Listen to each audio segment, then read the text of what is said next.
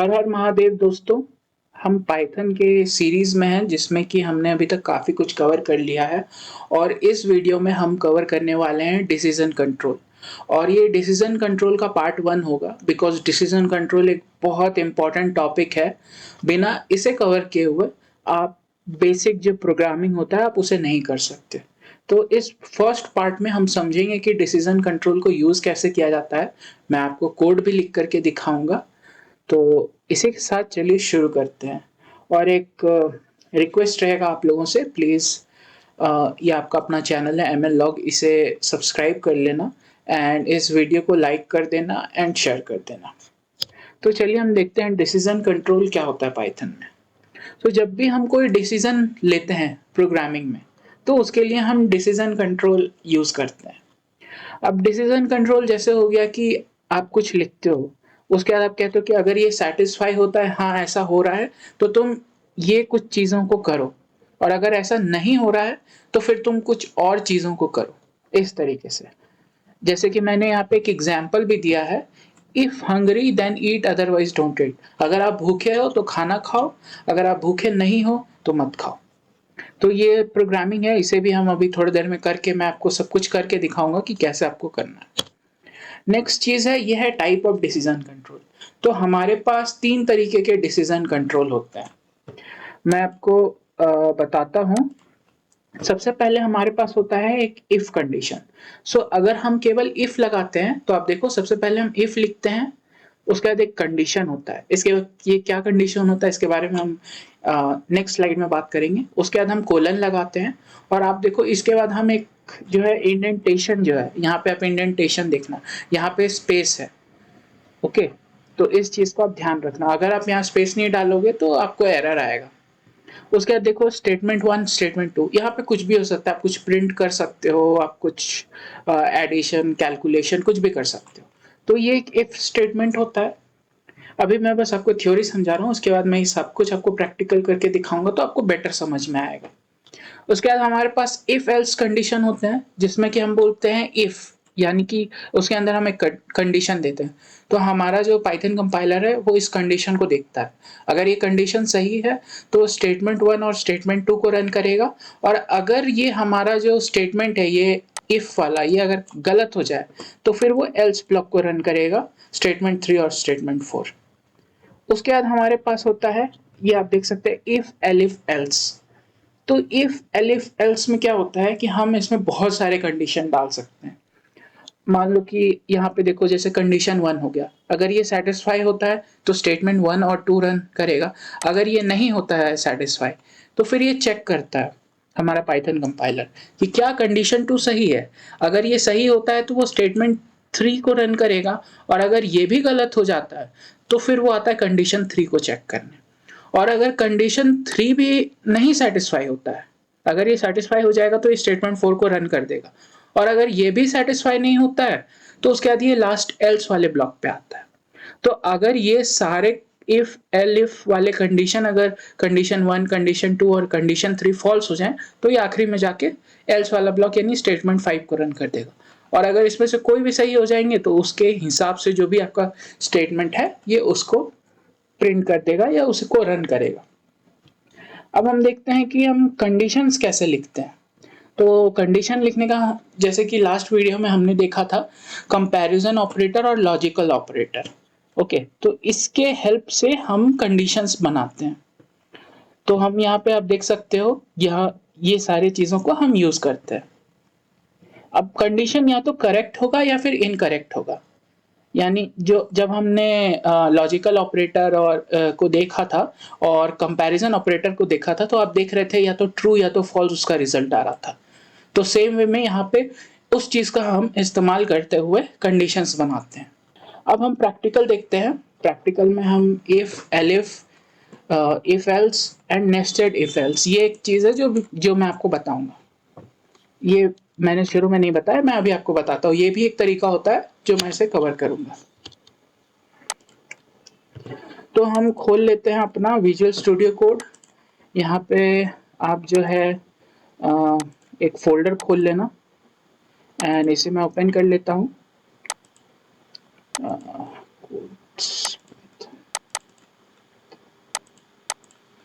Okay, ये मेरा already खुला हुआ है। अब मैं यहाँ पे एक फाइल बनाता हूँ, इसमें मैं लिखता हूँ इफ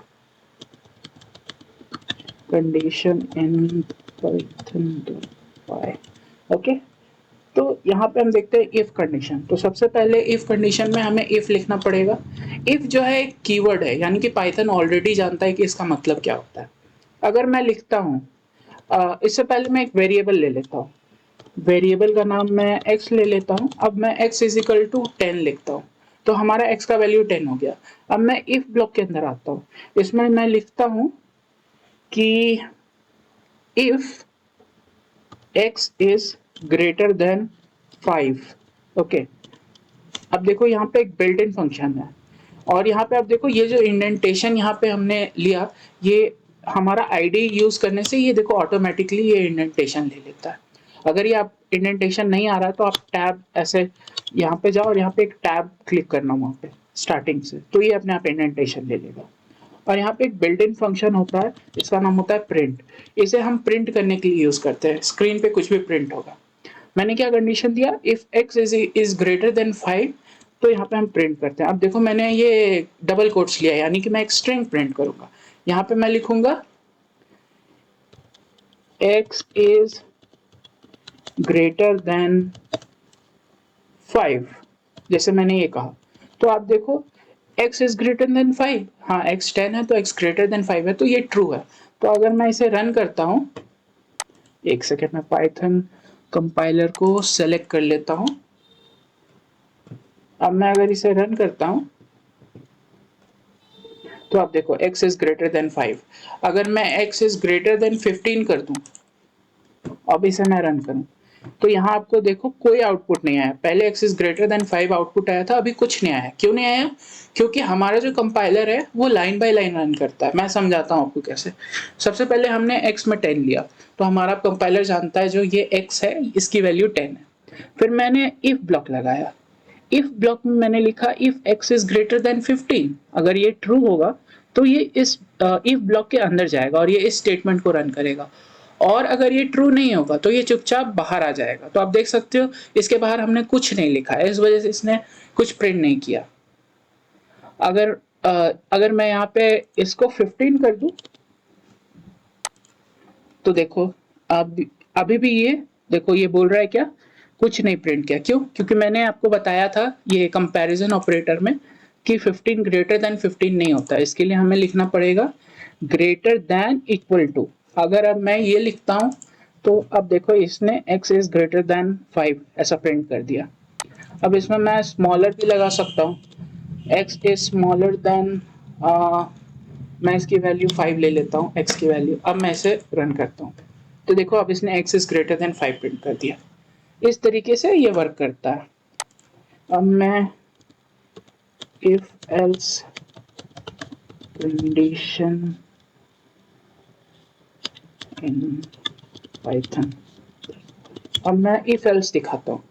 अगर मैं x इज इक्वल टू 5 ले लूँ फिर से, अब मैं लिखूँ if x is greater than 5, x is greater than 6 ऐसा मैं लेता हूँ, देन प्रिंट। अब यहाँ पे मैं प्रिंट करूंगा x is greater than, x is greater than 6। अब यहाँ पे मैं एक else ब्लॉक लिखता हूँ, else। अब इसमें मैं यहाँ आप देखो हमेशा इस कोलन का ध्यान रखना।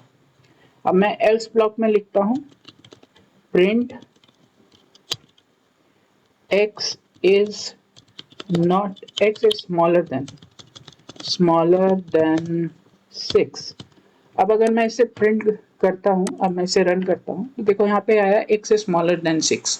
क्यों? अब मैं बताता हूँ कि आपका कंपाइलर इसे कैसे रीड करता है। सबसे पहले लाइन 1 में मैंने x इज इक्वल टू 5 लिया, हमारा कंपाइलर ने देखा ठीक है x की वैल्यू 5 है।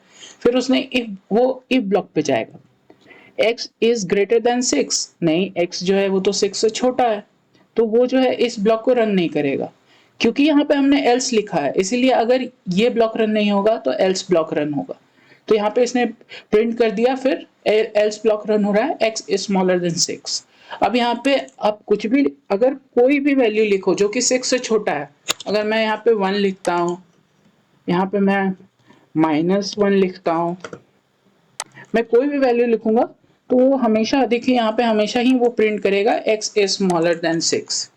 इसके पीछे की रीजन सिंपल है कि ये इफ और एल्स जो ये कोऑर्डिनेशन में काम करेंगे। अगर इफ ब्लॉक नहीं काम करेगा तो एल्स ब्लॉक काम करेगा। तो यहाँ पे देखो आप x इज इक्वल टू -1 ऐसा ये यहाँ पे आ गया।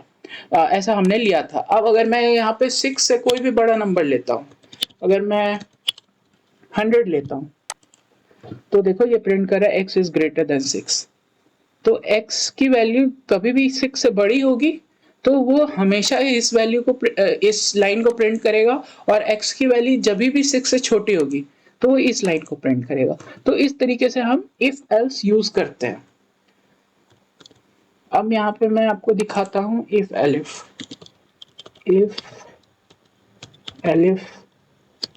एल्स। ओके, तो यहाँ पे अगर मैं लिखता हूँ x की वैल्यू मैं लेता हूँ 10। ओके, अब मैं यहाँ पे इफ लेता हूँ, if x is greater than 5, तो यहाँ पे ये print x is greater than 5। अब यहाँ पे मैं एलिफ लेता हूँ, elif x is greater than 10।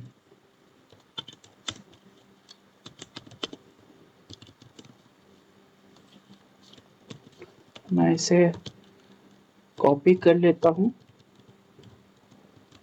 और यहाँ पेस्ट कर देता हूँ, x इज ग्रेटर देन 10।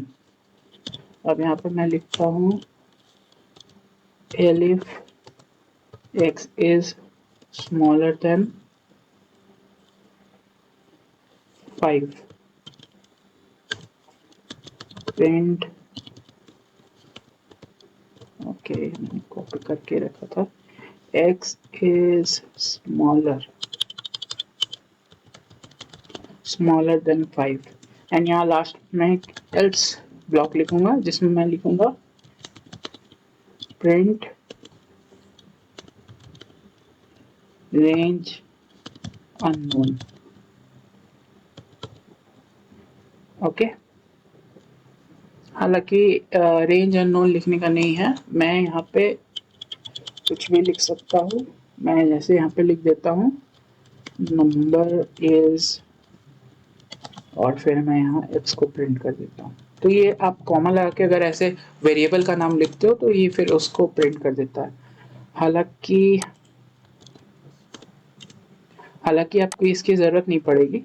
अब देखो यहाँ पे x जो है वो 10 है। ओके, तो सबसे पहले इफ ब्लॉक रन होगा। इफ ब्लॉक में बोल रहा है कि क्या x जो है वो 5 से बड़ा है, बिल्कुल। ओके, तो ये इस वाले को प्रिंट कर देगा। अब ये बोल रहा है क्या x ग्रेटर देन 10 है, तो देखो ये ट्रू है। मैं इसे आपको रन करके दिखाता हूँ। तो देखो x इज ग्रेटर देन 5। अगर मैं यहाँ पे लिखता हूँ 15, ओके, अब मैं इसे रन करता हूँ, तब भी ये प्रिंट करेगा x इज ग्रेटर देन 5। क्यों, ये मैं आपको समझाना चाहता हूँ। क्योंकि अगर ये फर्स्ट वैल्यू सेटिस्फाई हो रही है तो ये आगे वाले एलिफ एलिफ एल्स इन सबको ये देखेगा भी नहीं, तो ये वैल्यू को ही ये हमेशा चेक करता है।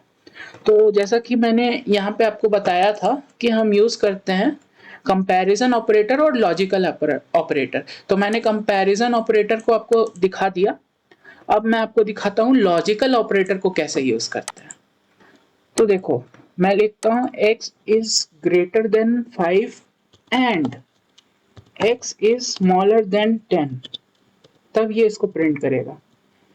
Okay, if x is greater than 10 and x is smaller than 20, x is smaller than 5 and x is greater than 1। Okay, अब देखो हमने क्या किया, यहाँ पे एंड हमने लगा दिया। एंड आपको मैंने बताया था कि ये दोनों कंडीशन जब तक सेटिस्फाई नहीं होंगे तब तक एंड की वैल्यू ट्रू नहीं आएगी। यानी कि मुझे कोई ऐसा नंबर लेना पड़ेगा जो x यानी कि जो 5 से बड़ा हो और 10 से छोटा हो, तभी ये दोनों ट्रू होंगे और तभी ये प्रिंट होगा। अब ऐसा तो कोई नंबर है नहीं जो 5 से बड़ा हो और मतलब ऐसा कोई नंबर आप ले नहीं सकते जो कि इस रेंज में नहीं आए, मतलब इन दोनों के बीच में 5 और 10 के बीच में ही ये नंबर लेगा। अगर एक कंडीशन सेटिस्फाई हो रही है और एक कंडीशन नहीं हो रही है तो ये इसको प्रिंट नहीं करेगा, ये फॉल्स हो जाएगा, तो वो नेक्स्ट पे चला जाएगा। अब देखो हमारा जो ये हालांकि ट्रू होगा जब हम इसे रन करेंगे 6 7 8 ऐसा देखेंगे।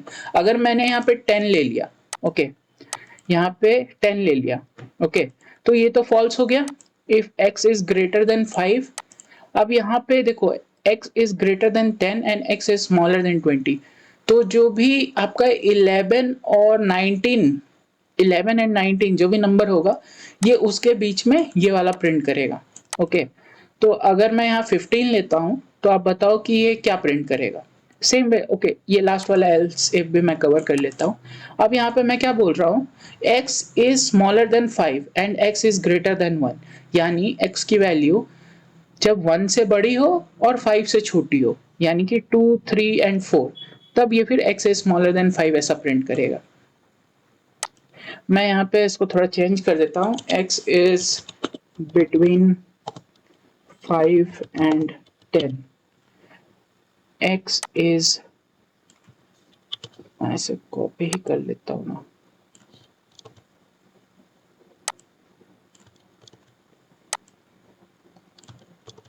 बिटवीन 10 एंड 20, और यहाँ x is between 1 and 5। Okay, तो अब मैं अगर इसे रन करूं तो ये जो है देखो x इज बिटवीन 10 एंड 20, अगर मैं x को 10 ले लूंगा तो देखो क्या होता है, देखो नंबर इज 10। ऐसा क्यों हुआ, क्योंकि मैंने पहले भी बताया ये कंपेयर कर रहा है क्या 10 10 से बड़ा है यहाँ पे, नहीं, तो यहाँ इस जगह पे आपको इक्वल टू लगाना पड़ेगा। अगर मैं यहाँ पे भी इक्वल टू लगा दूं, ओके, मैं एक बार आपको 20 के लिए इसको रन करके दिखाता हूँ। अगर मैं पहले मैं आपको ये रन करके दिखाता हूँ, ये देखो अब x is between 10 and 20 because यहाँ पे हमने ग्रेटर देन इक्वल टू लिया। अब अगर मैं यहाँ पे 20 ले लूँ तो भी ये देखो ये लास्ट नंबर इज 20 ऐसा प्रिंट कर रहा है, ये एल्स ब्लॉक में चला जा रहा है बिकॉज यहाँ पे भी हमें इक्वल टू लगाना पड़ेगा। इसी तरीके से 5 एंड 1 के बीच में अगर आपको 5 और 1 को भी इंक्लूड करना है तो आपको इक्वल टू लगाना पड़ेगा। अब देखो x इज बिटवीन 10 एंड 20। अब मैं अगर कोई नंबर लेता हूं जैसे कि 1, तो देखो x इज बिटवीन 1 एंड 5, तो ये बेसिकली हर एक ब्लॉक को चेक करता है कि क्या ये ट्रू है। अगर मैं यहाँ पे और लगा दूं x इज ग्रेटर देन 5 और x इज स्मॉलर देन 10, तो और में अगर कोई भी एक नंबर सेटिस्फाई होता है तो इसे ये ले लेगा। देखो x इज बिटवीन 5 एंड 10, ऐसा क्यों, क्योंकि मैंने और लिखा, क्या x ग्रेटर देन 5 है या x स्मॉलर देन 10 है, तो देखो x तो यानी 1 जो है ये ग्रेटर देन 5 तो नहीं है लेकिन ये स्मॉलर देन 10 है, तो और में से अगर कोई भी एक ट्रू हो जाए, अगर कोई भी एक सही हो जाए तो ये इस कंडीशन को सही मानता है। एंड ये देखो x इज बिटवीन 5 एंड 10 ऐसा इसने प्रिंट कर दिया। एंड जब मैंने पहले भी बताया कि अगर ये एक कंडीशन को चेक करके अगर ये ट्रू हो जाए तो ये बाकी को नहीं चेक करता। तो इस तरह से एंड और का वर्क होता है। ये हमारा एंड और था, सॉरी, इफ एलिफ एल्स था। तो इस तरह से आप मल्टीपल कंडीशंस को चेक कर सकते हो। अब हम देखेंगे नेस्टेड इफ एल्स।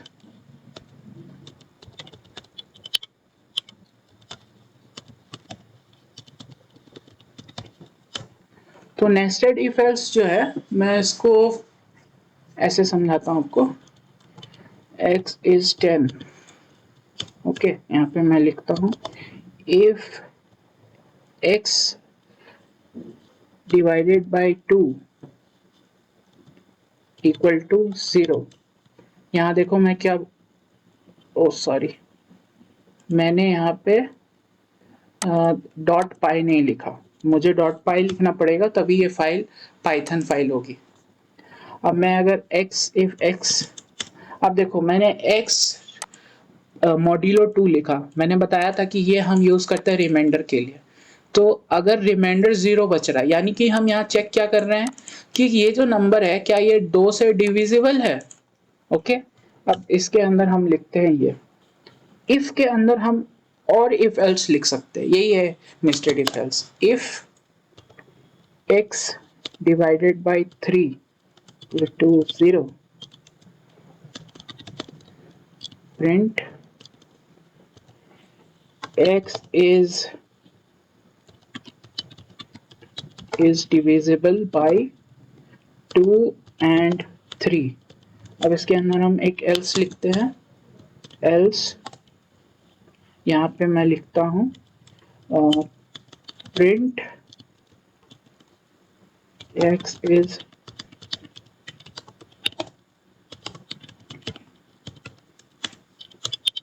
अब यहाँ मैं एक else लिखता हूँ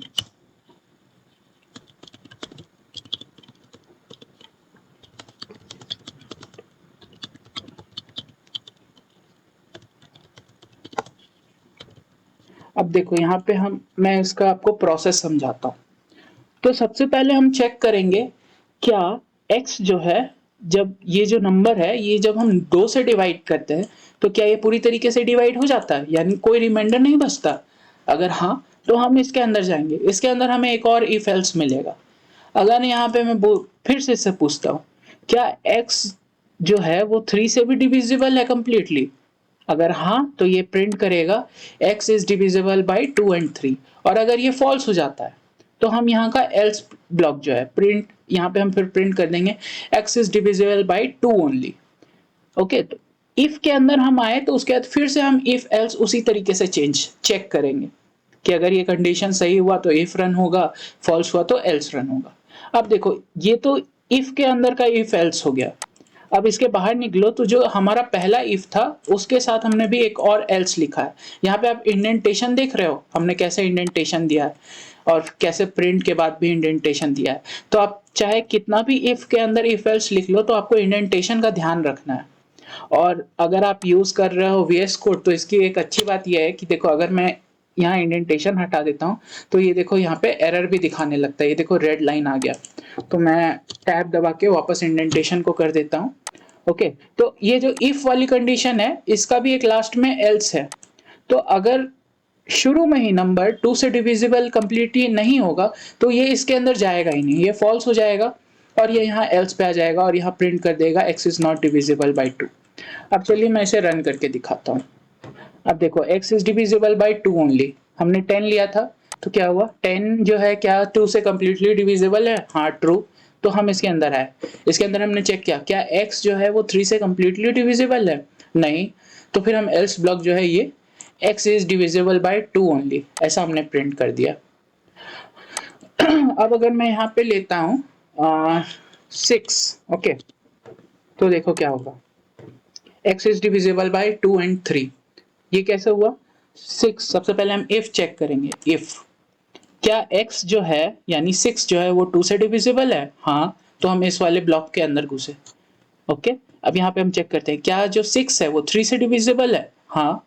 तो हम ये वाला प्रिंट कर देंगे। जब हम ये वाला प्रिंट करेंगे तो इसके अंदर हमारा इफ एल्स यही दो चीज है। तो जैसे ही ये प्रिंट होगा तो ये हमने बताया कि हमारा कंपाइलर या तो इफ प्रिंट करता है या एल्स प्रिंट करता है। तो ये जैसे ही इसको प्रिंट करेगा ये इफ वाले से बाहर निकल आएगा, क्योंकि ये इफ रन हुआ तो ये एल्स रन नहीं होगा, ये जो लास्ट वाला हमारा एल्स है।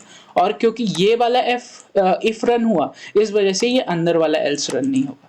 अगर आपको ये समझ में ना आए तो आप इस वीडियो को एक दो बार और देखना, आपको अच्छे से समझ में आ जाएगा। अब मैं एक नंबर लेता हूँ 7 और इसे मैं करता हूँ तो देखो x is not divisible by 2। अगर अब देखो ये कैसे हुआ, क्या 7 जो है 2 से डिविजिबल है, नहीं। तो ये इसके अंदर जाएगा ही नहीं, सीधा एल्स जो है ये इसको प्रिंट कर दिया। तो इस तरीके से आप नेस्टेड इफ एल्स भी यूज कर सकते हो।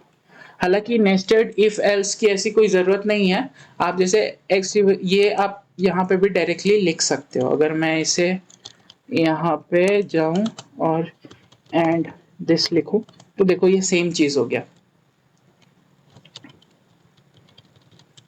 अब मैं अगर यहाँ आऊँ, इस एल्स ब्लॉक को की कोई ज़रूरत नहीं है। अब यहाँ सिंपल लिख दूँगा x is not divisible by 2 and 3।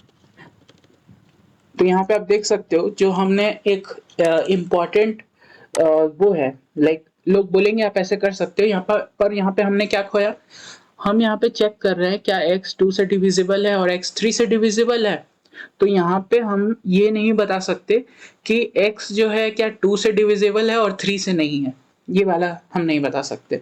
तो इसके लिए आपको अगर वो बताना चाहते हो तो आपको एक एलिफ लिखना पड़ेगा, x divisible by 2 equal to 0 and x modulo 3 not equal to, देखो यहाँ पे मैंने नॉट इक्वल टू लिखा 0। अब मैं यहाँ पे प्रिंट कर दूंगा x is divisible by 2 only. Okay, मैं एक बार इसको रन करके दिखाता हूँ। x is not divisible by 2 and 3। यहाँ पे मैं 6 लेता हूँ। देखो x is divisible by 2 and 3। अब यहाँ पे मैं 10 लेता हूँ, तो देखो x is divisible by 2 only. तो ये बस एक लिखने का तरीका हुआ। आप किसी भी तरीके से लॉजिक बैठा के लिख सकते हो। ये डिफरेंट तरीके होते हैं जो आपको हेल्प करते हैं सोचने में कि आप कैसे लिखना चाहते हो। ये दोनों ही तरीका ठीक है, आप नेस्टेड लिखो या फिर नॉर्मल लिखो। तो हमने ये देख लिया और ये हमारा, मैंने आपको प्रैक्टिकली भी समझा दिया कि आप ये चारों जो ऑप्शन है आपके पास डिसीजन कंट्रोल में, आप उसे कैसे यूज कर सकते हो। आई होप आपको ये वीडियो इन्फॉर्मेटिव लगी होगी। Thank you for watching this. ये आपका अपना चैनल ML लॉग है, इसे सब्सक्राइब कर लेना, इस वीडियो को लाइक एंड शेयर कर देना। थैंक यू, हम अगले वीडियो में मिलेंगे। हर हर महादेव।